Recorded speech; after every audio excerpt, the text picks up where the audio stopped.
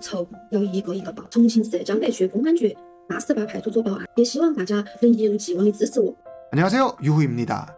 오늘은 2021년 8월 14일 유후사건 30화에서 소개해드렸던 친남매 사건의 재판과 그 뒷이야기, 중국 현지 반응에 대해 이야기해보겠습니다.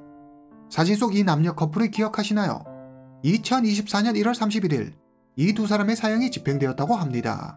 해당 소식에 중국인들은 좋아요 44만, 댓글 3만 1천 개를 남기며 뜨거운 관심을 보이고 있는데요.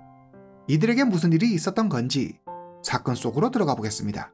2020년 11월 1일 중국 남서부 충칭의 한 고층 아파트에서 갓 3살 된 여자아이와 18개월밖에 되지 않은 남자아이가 15층 베란다에서 떨어져 숨지는 사건이 발생합니다. 언론도 이 안타까운 사건을 여러 차례 보도하는데요. 특히 슬픔을 주체하지 못하고 오열하는 남매의 아빠, 장보의 모습이 많은 이들의 마음을 아프게 했습니다. 처음 경찰은 해당 사건을 단순 부주의로 인한 사고사로 결론 지었습니다. 그러나 남매의 친모이자 장보의 전부인 천메일인의 생각은 달랐습니다. 누구보다 남편을 잘 알고 있는 그녀의 눈에 평소 아이들한테 관심도 없던 장씨가 유난스러울 정도로 오열하며 슬퍼하는 모습이 매우 이상했습니다. 그리고 그가 경찰에는 사건 당시 출근하지 않고 집에서 카드놀이를 했었다고 증언했는데 자신에게는 안방에서 낮잠을 자고 있었다고 경찰의 한 말과 다른 말을 합니다. 천메일인이 제일 이해할 수 없었던 점은 고작 3살, 18개월밖에 되지 않은 어린아이들이 무거운 베란다 문을 직접 열고 아이들 키로는 닿지도 않을 베란다 난간을 넘었다는 사실입니다. 도저히 납득할 수 없었죠. 천메일이는 이런 의심스러운 정황들을 가지고 경찰에 재수사를 의뢰합니다. 그리고 드디어 진실이 밝혀집니다. 我们从去年一直等到现在，也终于等到了开庭的时间。 2017년 8월 장보와 천메일이는 결혼 후 눈에 넣어도 아프지 않을 사랑스러운 딸 슈에슈에와 아들 샤오창을 낳습니다. 하지만 남편 장보는 아이들에게는 전혀 관심이 없었고 매일 게임에 빠져 살았습니다. 거기다 한술 더 떠 온라인 게임에서 만난 예성진과 은밀한 관계를 맺고 있었습니다. 2020년 2월 더 이상 부부의 관계를 지속하기 어렵다고 판단한 천메일인과 장보는 이혼합니다. 딸 슈에슈에는 천씨가 양육하고 아들 샤오창은 6살이 되기 전까지는 장보가 덜보다 6살이 되면 엄마인 천씨가 아들과 딸 모두를 양육하기로 하죠. 2020년 10월 내연녀 예성진과 장보는 깊은 관계를 계속 이어갑니다. 이제 이혼도 했겠다.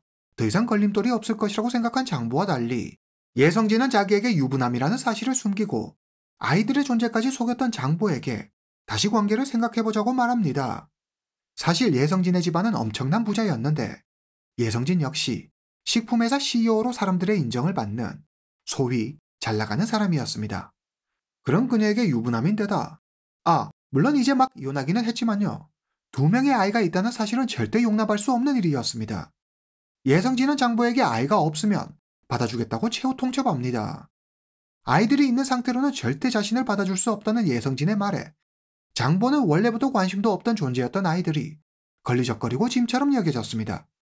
세상에 태어난 아이를, 있는 아이를 어떻게 없는 것처럼 만들 수 있을까요? 시간을 돌릴 수도 없고 한마디로 예성진은 장보에게 아이를 없애라고 요구한 것입니다. 이에 장보는 자기 결혼에 앞날의 아이들이 걸림돌이 된다고 생각해 진짜 아이들을 없앨 궁리를 합니다. 이때부터 이 둘은 사고로 위장해 죽이는 방법을 연구합니다. 장보와 예성진은 인터넷으로 여러 정보를 찾으면서 자신들의 계획을 성공시킬 방법에 대해 메시지로 의논합니다. 그들은 차에 태워 물에 빠뜨리는 방법까지 생각해내는데 2020년 11월 1일 오후 3시 30분경 장보는 전부인 천메일인에게 거짓말까지 해가며 딸 슈에슈에를 자기 집으로 데려옵니다. 장보는 모친, 그러니까 아이들의 할머니가 외출한 것을 확인하고 예성진에게 영상통화를 합니다. 그리고 예성진이 지켜보는 가운데 딸 슈에슈에와 아들 샤오창을 베란다 쪽으로 데려갑니다. 그리고 베란다 문을 열고 밖으로 던져버립니다. 이 잔혹한 진실에 중국 사회는 분노합니다. 他们居然把自己的亲人15、6岁，我们不是难呐，那个小的娃儿好残忍哦。 2021년 7월 26일 중국 충칭시 제5중급인민법원에서 1심 재판이 진행됩니다. 검사는 장보와 내연녀 예성진을 고의살인죄로 기소합니다. 이번 일로 예성진은 식품회사 CEO 자리에서 물러났지만 재판에서 줄곧 자신의 무죄를 주장합니다. 자신은 아이가 있는 장보와는 맺어질 수 없다고 한 것이지 아이를 없애라고 한 적이 없다는 것이었죠. 중국 사법부는 장보, 예성진 두 사람에게 사형을 선고합니다. 판결에 불복한 장보와 예성진은 그 자리에서 바로 항소합니다. 但叶生词知道庭审都没有悔改之心，还在一味推卸责任，铁证如山，随便叶生词怎么狡辩都狡辩不了。 1심 판결이 끝나고 장보는 전부인 천메이린에게 3통의 편지를 연이어 보냅니다. 진심으로 잘못을 뉘우치고 있으며 미안하다는 내용의 편지였죠. 그의 목적은 단 하나, 가명을 위한 것이었습니다. 아이들의 친엄마 천메이린의 탄원서를 기대한 거죠. 이에 천메이린은 헛소리하지 말고 죄값 제대로 받을 생각이나 하라는 내용의 답장을 보냅니다. 내연녀 예성진의 부모 역시 천메이린에게 30만 위안을 제시하며 딸이 사형만은 면할 수 있게 도와달라고 부탁합니다. 하지만 천메이린은 이 역시 단칼에 거절합니다. 再多都不要，哪怕你给我1个亿我都不会要。你拿这点钱来买我，所以我不会要1分钱。 2023년 4월 6일 어린아이를 잔인하게 죽여놓고 정작 자신들의 죽음은 두려웠나 봅니다. 항소심 재판에서 장보와 예성진 두 사람은 서로를 헐뜯으며 상대의 잘못으로 미루는 모습을 보입니다. 충칭 고등법원 항소심 역시 1심 선고를 그대로 확정합니다. 感谢你送了口气哈。